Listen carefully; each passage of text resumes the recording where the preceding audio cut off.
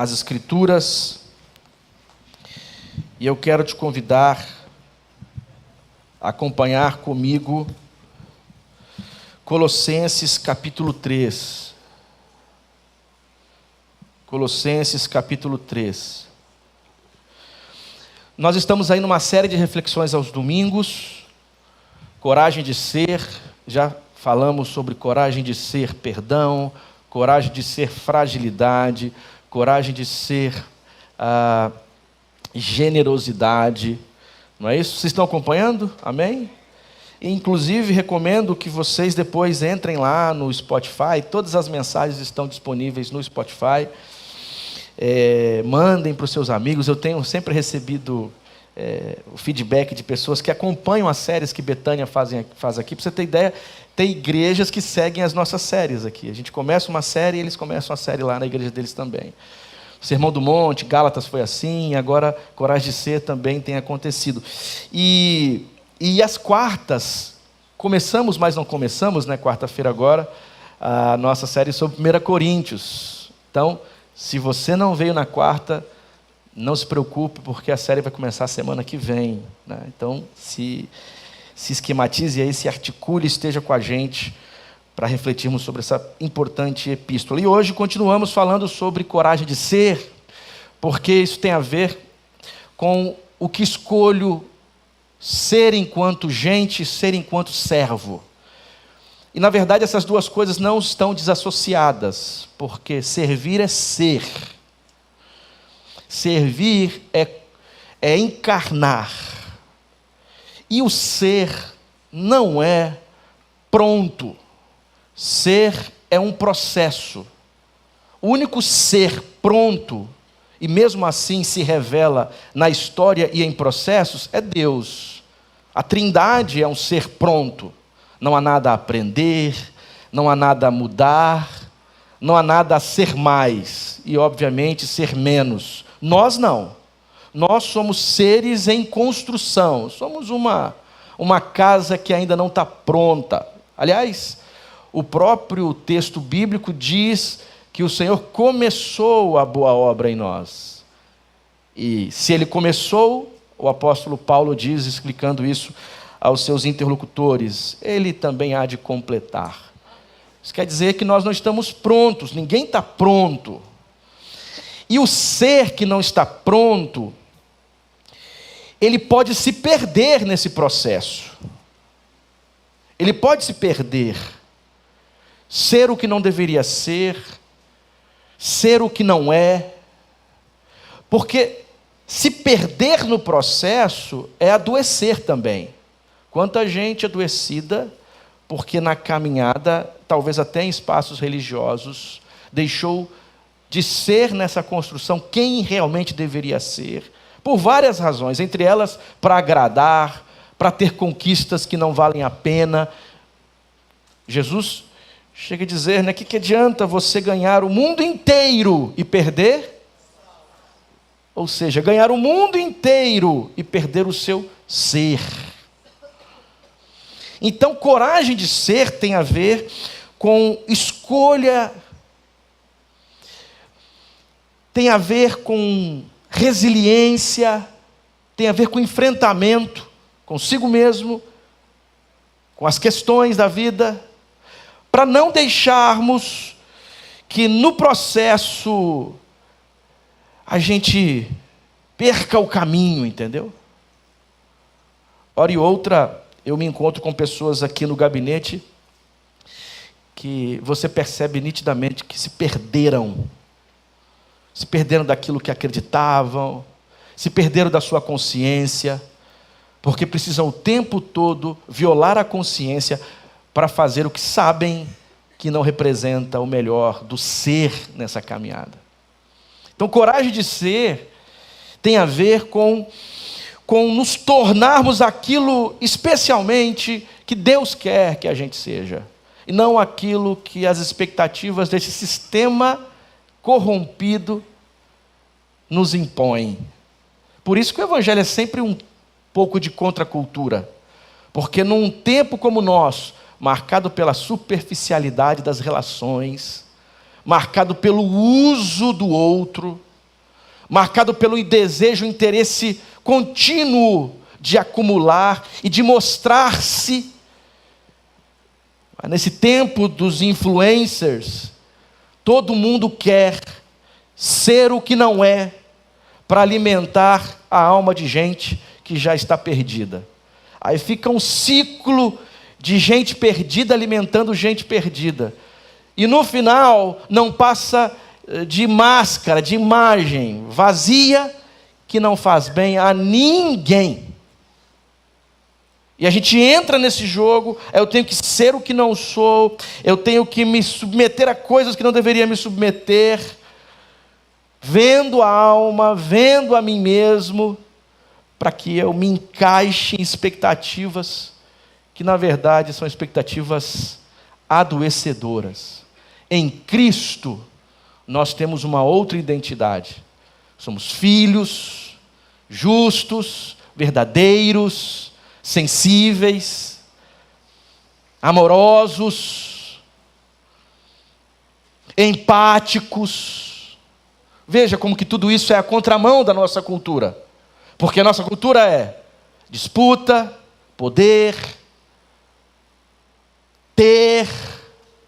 Mas no Evangelho, não é o ter que nos define.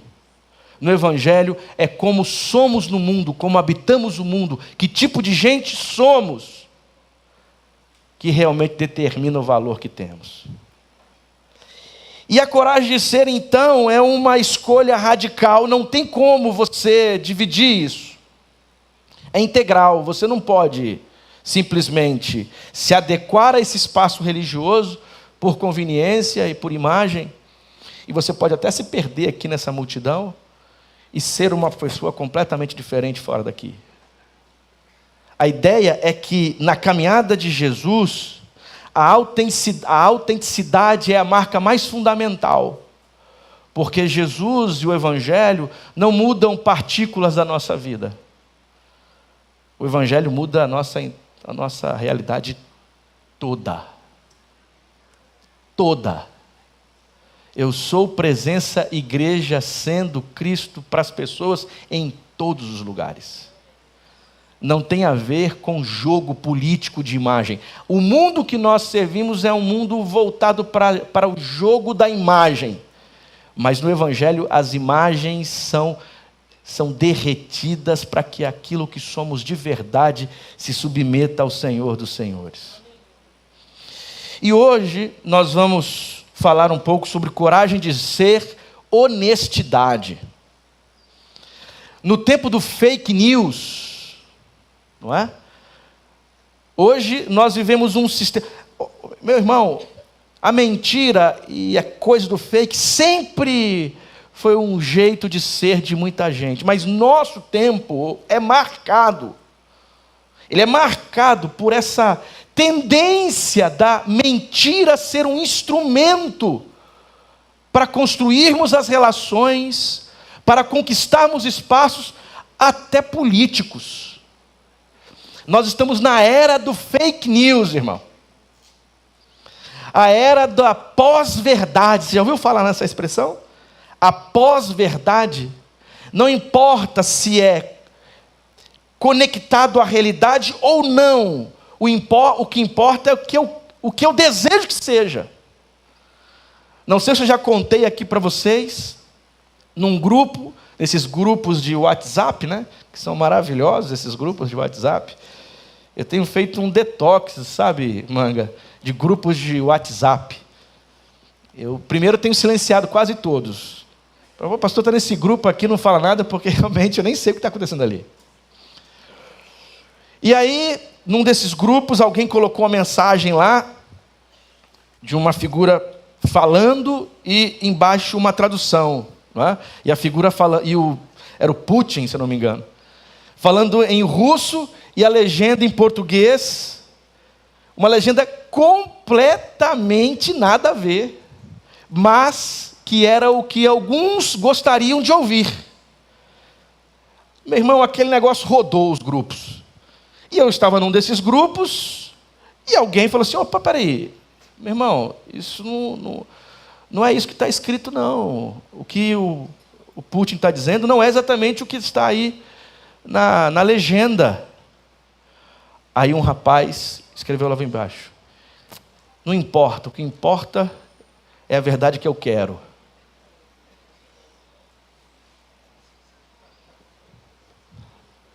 Falar de honestidade num contexto como esse, irmão, é romper com a cultura.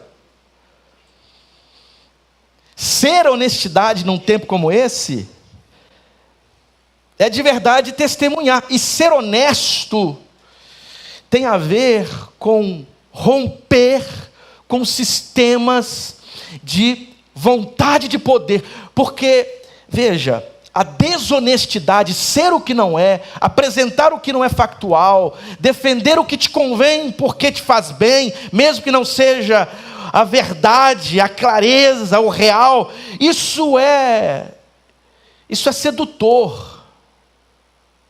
É igual numa conversa, numa disputa, num diálogo, não é? Numa discussão. A gente não gosta de perder discussão, né? Mesmo que tenha que mentir por isso. Já viu aquela coisa dos dados? Não, porque numa revista que eu li aí, diz isso, isso, isso. Essa revista às vezes nem existe, mas me ajuda a fortalecer o que eu quero. Isso vai se tornando um jeito de ser, inclusive, na experiência religiosa, irmão. Eu lembro uma vez, eu não falo nisso no passado, eu falo no presente, porque o pastor dessa igreja, o pastor Kenner, eu me apresento para todo mundo, e todo mundo que me conhece por aí, sabe que eu me apresento como um pastor batista, carismático pentecostal. Isso escandaliza vocês, não? É verdade, né? Imagina, fazer o quê? E eu gostava de ir a alguns encontros de oração. Hoje em dia não vou tanto nesses encontros mais não, mas gosto de oração ainda. E aí, num daqueles negócios lá, o pessoal pulando e fazendo uma experiência e tal. Aí um caiu, o outro caiu, outro caiu, outro caiu. Aí eu olhei, tinha uma pessoa, o cara olhou para o lado, caiu também.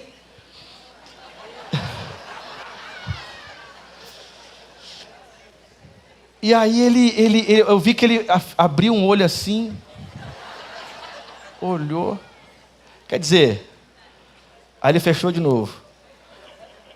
Aí ele olhou assim e tal, fechou. Aí ele esqueceu de abrir, eu acho. Aí já estava todo mundo em pé, e depois de uns 2 minutos ele levantou assim meio assustado. Isso é brincadeira, mas sabe o que é isso? Isso é desonestidade. Isso é o uso do que não é verdadeiro, do que não é pleno, do que não é claro, do que não é real. Seja para um benefício público, espiritual de uma oração, lá no interior do Espírito Santo, seja na minha empresa, nas relações humanas, dentro da igreja, como líder ministerial, ou no trato da família. É um jeito desonesto de ser, entende? E eu gostaria de ler com vocês Colossenses capítulo 3, porque esse texto, Paulo, ele vai tratando esse ponto de forma muito, muito profunda. Que diz assim, ó: portanto, já que vocês ressuscitaram com Cristo, procurem as coisas que são do alto, onde Cristo está assentado. É Colossenses capítulo 3, 1 a 11. À direita de Deus. Mantenham o pensamento nas coisas do alto. Aí você imagina assim, o que é manter o pensamento nas coisas do alto? Você já imagina que esquecer o mundo e ficar olhando para cima, né? Pensando nas coisas religiosas e espirituais. Aí ele continua: e não nas coisas terrenas, pois vocês morreram e agora a sua vida está escondida com Cristo em Deus. Quando Cristo, que é a sua vida, for manifestado, então vocês também serão manifestados com Ele em glória. Verso 5: assim façam morrer tudo o que pertence à natureza terrena de vocês: imoralidade sexual, impureza, paixão, desejos maus e a ganância, que é a idolatria. É por causa dessas coisas que vem a ira de Deus sobre os que vivem na desobediência, as quais vocês praticaram no passado, quando costumavam viver nelas. É mais ou menos assim, ó, olhar para o alto é olhar para a terra, olhar para o alto é olhar para a vida. Já que vocês estão olhando para o alto, agora vocês então vão olhar para a vida de outro jeito. E que jeito é esse? Deixando aquilo que pertencia ao que vocês eram antes de olharem para o alto. Porque agora que vocês olham para o alto, a forma como as coisas acontecem aqui embaixo muda. Quanto mais eu olho para o alto, mais eu olho para a vida. Não é o contrário. Não é uma fuga. Quer dizer, eu fico olhando para o alto, né? Vivendo as experiências religiosas, participando de culto, às vezes até liderando coisas, e esqueço que este olhar para o alto, ele só é verdadeiro se ele me faz olhar para a vida, porque olhar para o alto sem olhar para a vida meu irmão, é mentira, é não autêntico. É só reprodução religiosa de coisas. Por isso que ele vai citar várias questões relacionadas ao jeito de agir no mundo. E o que Paulo cita aqui, é como se fosse um catálogo. O gênero desse texto, o tipo de texto é um catálogo, que é uma lista de coisas que ele coloca como um grande resumo.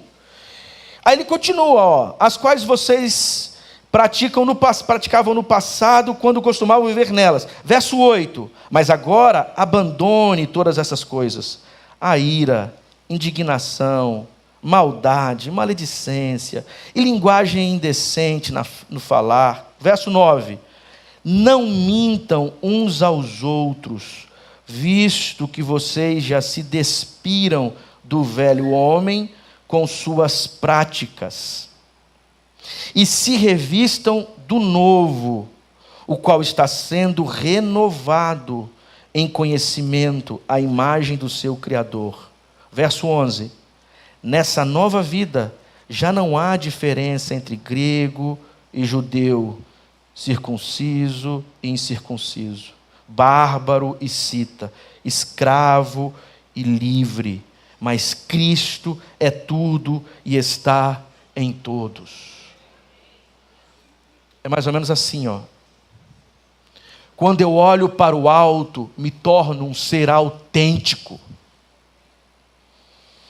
honesto, porque eu não posso olhar para o alto como se fosse um simples teatro de falar das coisas do alto, ou imaginar coisas do alto, ou vestir roupas que apontem para coisas do alto, mas na vida, no chão da vida, no pisar da vida, isso não se encarna.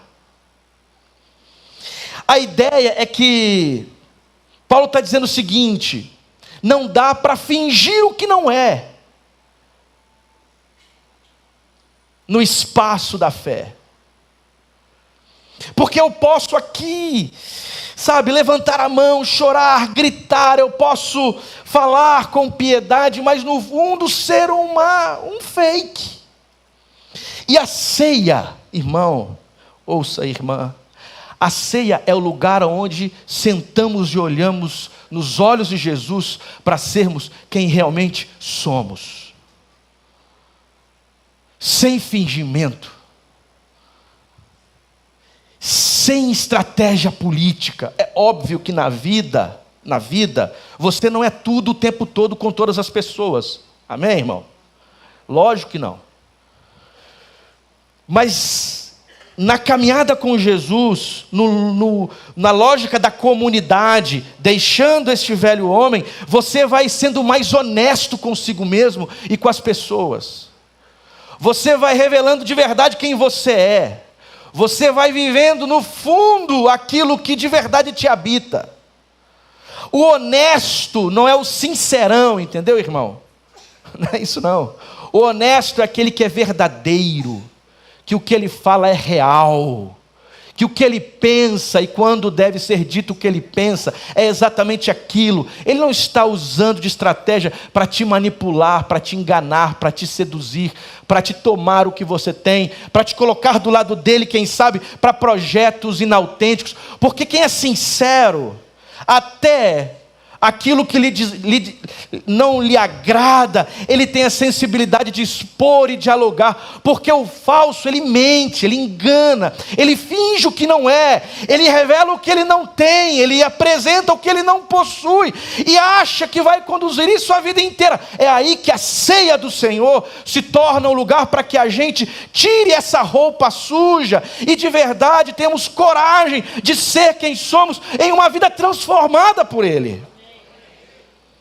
Porque nós podemos nos esconder, fugir, fingindo olhar para o alto, mas Jesus nos convida a sentar na mesa e olharmos nos olhos dele, mudarmos quem somos, transformarmos o nosso jeito, renovarmos a nossa história, sermos de verdade filho na prática, não só no discurso, para que o Espírito de Deus nos habite e faça coisas bonitas em nós.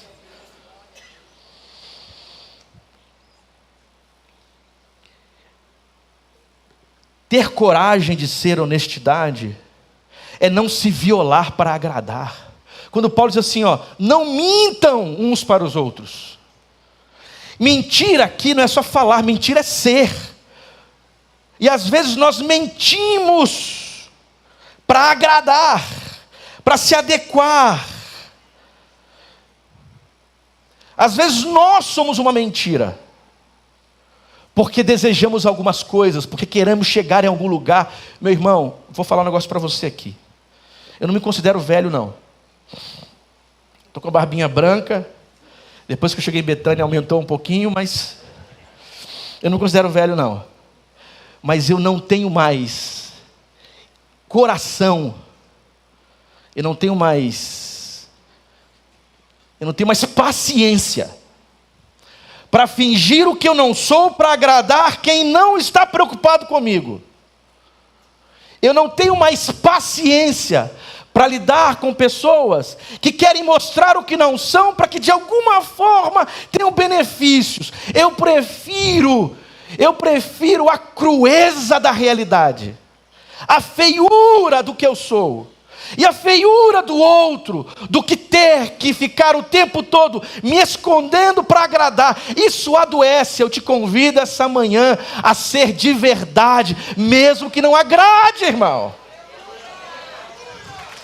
Mesmo que não agrade. Não é ser inconsequente, irresponsável, é ser de verdade. Não gostou? Tenha coragem, eu não gostei.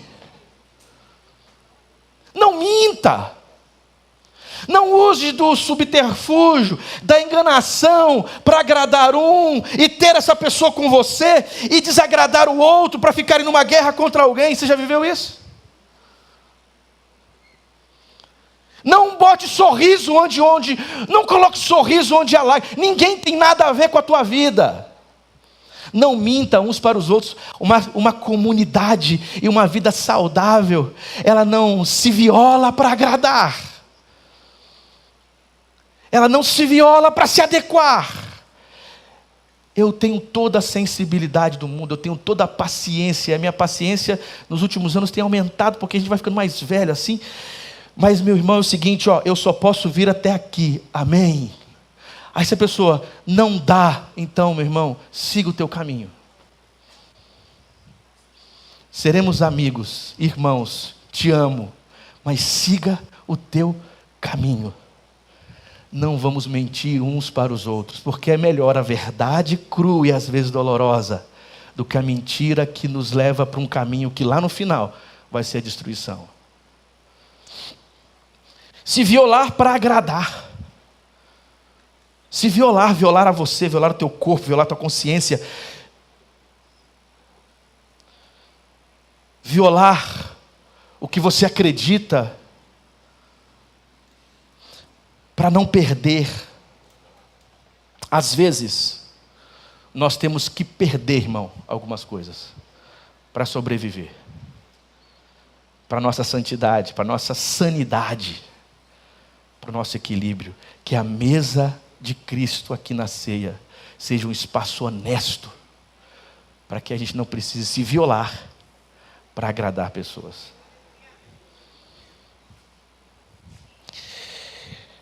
Não mintam uns para os outros, não olhem para cima, esqueçam a terra, falsificando para se beneficiar. Veja que doideira isso aqui. Outro dia eu estava vendo um vídeo. Meu irmão, eu emocionei com o vídeo. Pessoa, depois sabe o que eu fiquei sabendo? Era um negócio fake de inteligência artificial. Saiu uma reportagem que tem uma modelo de inteligência artificial que tem ganhado mais de $30 mil por mês com namorados que sabem que ela é uma inteligência artificial. Meu Deus do céu, para onde que a gente vai? O nome disso é a falsificação, sabe? Para o benefício. Você falsifica a realidade. Você é o que não é. Você demonstra o que não tem, porque precisa, de alguma forma, comer das migalhas da celebração e da aceitação de outros. Jesus não nos chama para a mesa para comermos as migalhas que caem da mesa, irmão. Jesus nos chama para a mesa para comer o pão que Ele mesmo parte, o vinho que Ele mesmo reparte. Eu não preciso ficar nas migalhas dos pães que caem das mesas de pessoas que nem querem o meu bem, para que eu possa me sentir gente, para que eu possa me sentir amado, para que eu possa me sentir alguém que valha a pena estar do lado. Saiba de uma coisa: Cristo te chamou para a mesa. Você não precisa se falsificar para se beneficiar, porque Cristo te chama de irmão e filho, e todos que forem filhos e irmãos de verdade sentarão à mesa com você.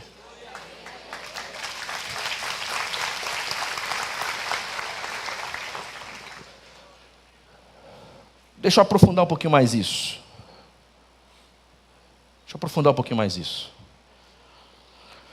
Às vezes nós falsificamos discurso, falsificamos narrativas, porque narrativa é o seguinte: narrativa é uma construção linguística, simbólica. Dependendo de como você usa as palavras, como você usa as imagens, você cria. E essa criação, sempre a criação, parece-se muito com o real. O que é uma fake? Não é uma mentira deslavada assim. É uma conexão de coisas que tem contato com a realidade, mas quando você junta tudo, é uma baita de uma mentira. Meu irmão, deixa eu falar uma coisa para você. O nome disso, não tem outro nome para isso. O nome disso é pecado.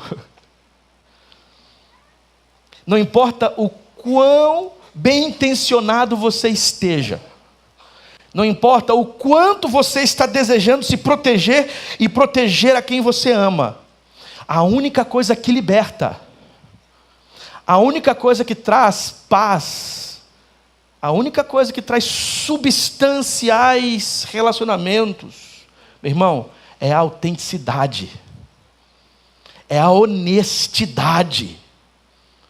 Falar o que realmente é, mesmo que isso te toque. Ser que realmente você é, mesmo que isso te leve a perder coisas. Falsificar imagem e discurso é o subterfúgio, irmão, sabe de quem? Chuta aí.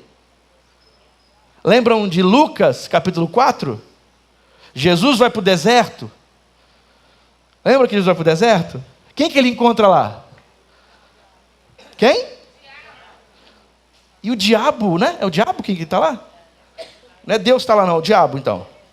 Então, não é Deus que está usando os textos bíblicos então? É quem?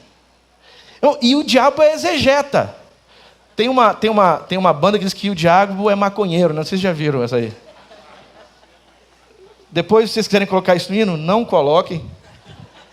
O diabo é maconheiro. Em Lucas, em Mateus, o diabo é biblista, é exegeta.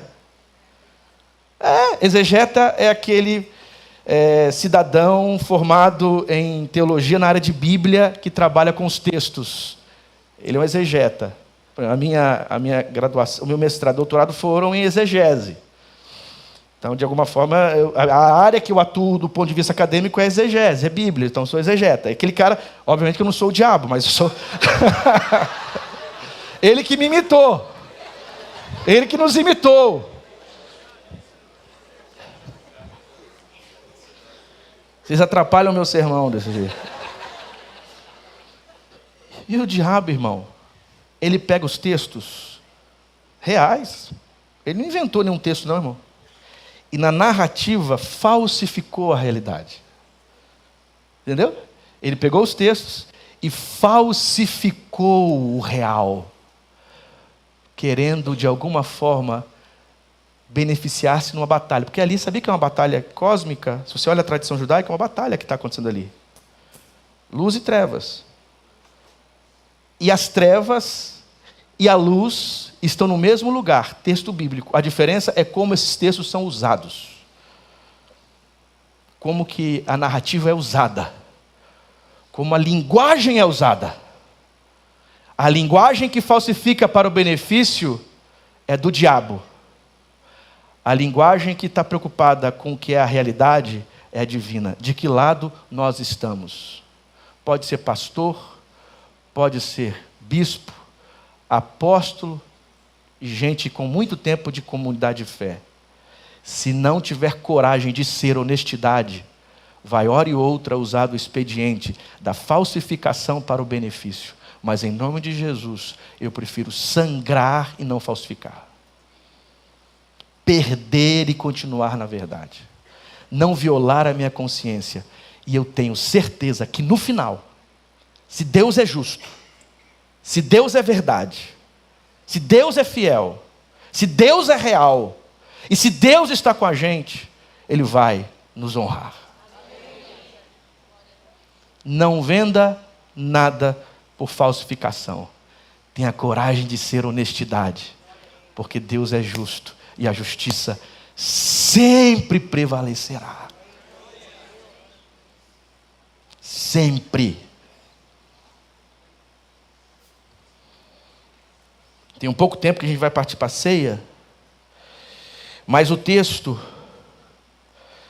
ele vai terminar dizendo assim, ó: nesta nova vida já não há diferença entre grego e judeu, incircunciso e circunciso, bárbaro e cita, escravo e livre, mas Cristo é tudo e está em todos. É mais ou menos assim, não há espaço mais para diferenciação de classe, de gênero, de etnia, porque todos estão em Cristo. Estão em Cristo como? Olhando para o alto e mudando a vida.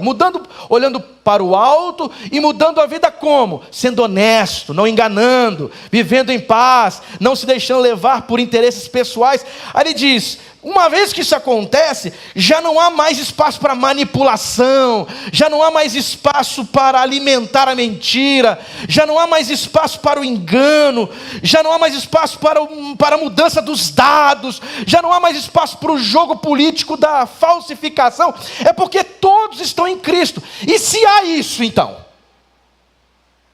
Ué, pastor, mas você está dizendo uma coisa que não existe, porque ainda há isso. Ainda está aí. Então é o seguinte, irmão: arrependei-vos, pois é chegado o reino dos céus.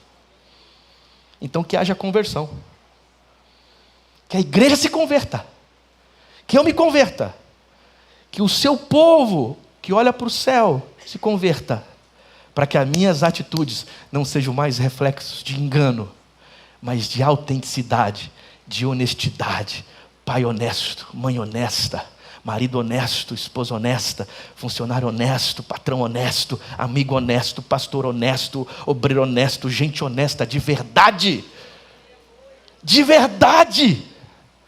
Porque aí habita o Espírito e a glória de Deus se manifesta e a gente pode olhar para o alto sem tropeçar aqui embaixo. Olhar para o alto, vivendo a vida para a glória de um Deus que nos chama para sermos de verdade a presença da honestidade por onde passarmos. Amém.